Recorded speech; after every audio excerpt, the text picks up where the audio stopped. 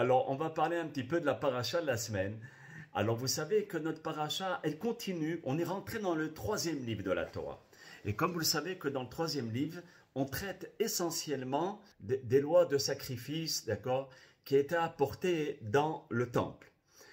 Alors, ce n'est pas un livre très attrayant apparemment, mais vous savez que c'est par le seul livre que nos hachamim commencent à faire étudier les enfants quand ils commencent à étudier la Torah. Le premier livre qu'ils étudient, c'est Vayikra avec les sacrifices. Vous allez me dire les pauvres enfants, mais au lieu de leur raconter des histoires d'Abraham, de Yitzhak, de Yaakov, non. On va commencer par la chose la plus dure. Vous savez pourquoi?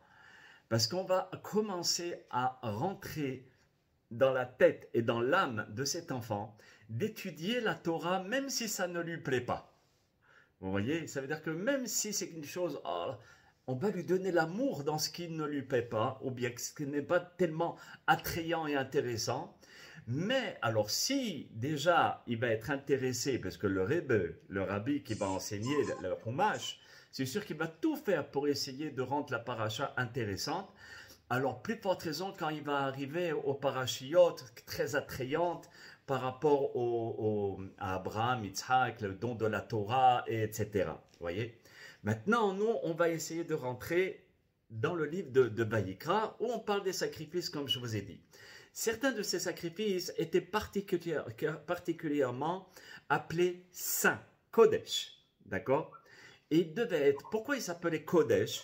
Parce qu'il devait vraiment être consommé uniquement par les Kohanim. Israël, parfois c'était Israël qui mangeait, parfois c'était les Lévites, parfois c'était tout le monde, mais les sacrifices qu'on va parler, c'est seulement les Kohanim, et de deux dans l'enceinte du temple. Ils ne devaient pas les manger à l'extérieur à la maison, avec la famille. Non. Et ces sacrifices, quand ils étaient mangés avec le Kohen et dans le temple, ça s'appelait Kodesh, Kodashim. Waouh! Le Saint des Saints. Vous voyez? J'avais vu un très grand pirouge que j'avais rapporté à mon épouse la semaine où il y a 2 semaines de ça.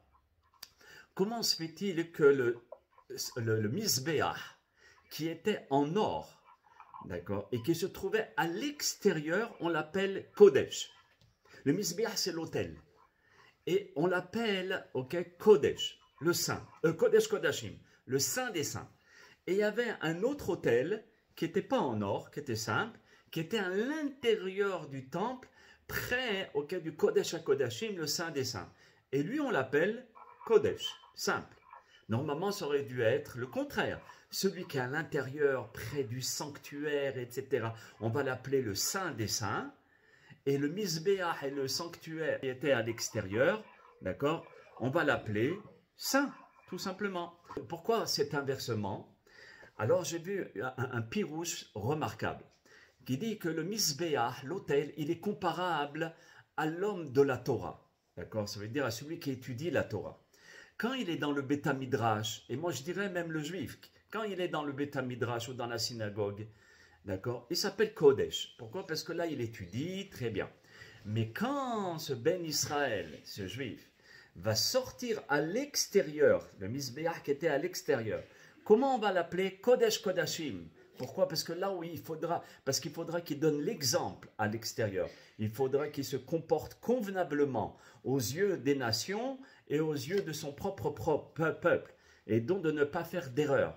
Et c'est quand on est à l'extérieur qu'on voit vraiment ce qu'il a appris à l'intérieur du Beth Midrash. Est-ce que ça tient ou pas? Et si ça tient, alors on va lui donner le statut de Kodesh Kodashim, le Saint des Saints. D'accord? Et donc, je pense que c'était le Kli Yakar qui disait ça. Parce que le Kli Yakar, il va donner aussi une réponse. Pourquoi le sacrifice qui s'appelait Kodesh Kodashim, d'accord, lorsque ce sacrifice, c'était le sacrifice de Hatat et de Hacham. Mais ces 2 sacrifices, c'était quoi? C'est très étonnant que ça s'appelle le Saint des Saints. Parce que ces sacrifices-là étaient apportés suite à une faute. Alors pourquoi l'appeler le Saint des Saints? Si donne-moi un sacrifice où on fait, par exemple, Korban Ola.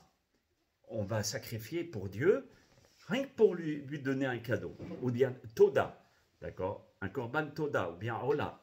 Alors eux, je comprends qu'ils s'appellent Kodesh Kodashim, le Saint des Saints. Mais un Korban, quelqu'un il a fauté, il va le donner au Kohen pour le manger, il s'appelle Kodesh Kodashim. Alors le Kli Yakar, il répond d'une manière très belle. Il dit, au contraire, c'est pour cela qu'il va être appelé Kodesh Kodashim. C'est du fait que ces sacrifices étaient amenés par les fauteurs, d'accord? C'est pour cela qu'ils vont être appelés Kodesh Kodashim, et vous l'avez deviné. Parce que nos Hachamim ont enseigné que celui qui fait Teshuvah, il ne reste pas avec sa faute quand il va apporter le sacrifice. Pourquoi il va apporter un sacrifice? Parce qu'il a fait Teshuvah. Waouh! Tu as fait Teshuvah. Le Rav Kook, comme j'ai dit hier dans le cours, le Rav Kook et beaucoup de Hachamim nous disent, sache que le monde a été créé grâce à la Teshuvah. Ça veut dire que une condition sine qua non du monde, s'il tient, c'est parce qu'on fait Teshuvah. On se repentit, d'accord? Et s'il revient au mitzvot, alors celui-ci, il est encore plus grand que celui qui n'a jamais fauté. Voyez? Parce que celui qui n'a jamais fauté, il n'a pas goûté à la faute. Et le Rambam, il rapporte, ça veut dire Yad Hazaka. Là-bas, il explique que celui qui a fauté, il a dû effectuer encore plus d'efforts. Pourquoi? Parce qu'à chaque fois, il se dit, aïe, j'ai goûté à la faute. Et comme il a goûté à la faute, elle revient à chaque fois dans sa tête et dans son cœur. Donc, il est obligé d'enlever cette faute-là. Vous voyez? Ce qui n'est pas si simple. Vous voyez? Et le fait de s'en détacher, ça prouve sa grandeur. C'est-à-dire que le tzaddik, ou le Rav, d'accord, qui est un tzaddik, parce que c'est pas obligé qu'on est Rav, qu'on est tzaddik. Hein. Alors, et le Rav, ou bien quelqu'un qui n'a jamais fauté, lui, il n'a pas à lutter contre le fait qu'il ait goûté à la faute. Par exemple, quelqu'un qui a goûté au cochon, d'accord, ou bien les écrevisses. Waouh, c'est super bon, il paraît, c'est succulent, c'est le ta'anouk du ta'anouk. Moi, je ne vais pas trop vous faire saliver pour ceux qui ont mangé Barminan, d'accord. Mais regardez, celui qui fait Teshuvah de ça, waouh, quelle grandeur cet homme-là. Pourquoi? Parce qu'il a goûté à la faute, il sait qu'est-ce que c'est, et malgré tout, il se dit, stop, j'arrête pour Akadosh Baruch Hu, parce que pour lui et pour sa neshama, d'accord? Mais pour lui, il se dit, moi j'aime ça. C'est un kiff. Mais il le fait pour Akadosh Baruch Hu. C'est la preuve que vraiment, c'est un Kodesh, Kodashim, cet homme-là. C'est le Saint des Saints. C'est pour cela que son Korban s'appelait le Saint des Saints. Parce que vraiment, le Korban et tout ce que l'on fait, ça dépend de l'effort.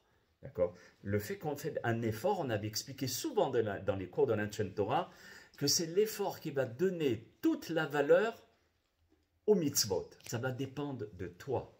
Si toi, tu donnes de l'importance au mitzvot, et ma'asim tovim, tu reçois quelqu'un à la maison, tu le reçois comme un roi. Bon, pas maintenant, malheureusement, mais après, Bezat Hashem, ça va vite finir cette affaire. On va tous s'inviter les uns les autres. Et là, tu donnes l'importance. Et le fait que tu sois confiné à la maison, tu souffres de ne pas pouvoir faire la mitzvah de Achnasat Orahim, de recevoir les invités. Surtout pour Pessah. Akadosh Baruch Hu Shemolad. Et c'est un midrash mefourash qui dit, tu as la marshava tova, tu as la pensée, tu l'aimes cette mitzvah, je considère comme si tu l'avais fait. C'est comme ce que nos sages ont répondu maintenant, on est tous obligés de prier seuls, d'accord, à la maison. Mais on boue à l'intérieur, parce qu'on se dit, on veut prier avec Minyan, Kaddish, Barichou, etc., la sortie de la Torah et tout. Hachem Idbarar, comme a dit le Rav Kanievski, les grands Gdolim, tous les Gdolim, sachez qu'Akadosh Baruch Hu considère comme si vous avez fait la mitzvah. Parce que tu l'as chérie, cette mitzvah-là, alors Hachem considère comme si tu l'avais fait. D'accord?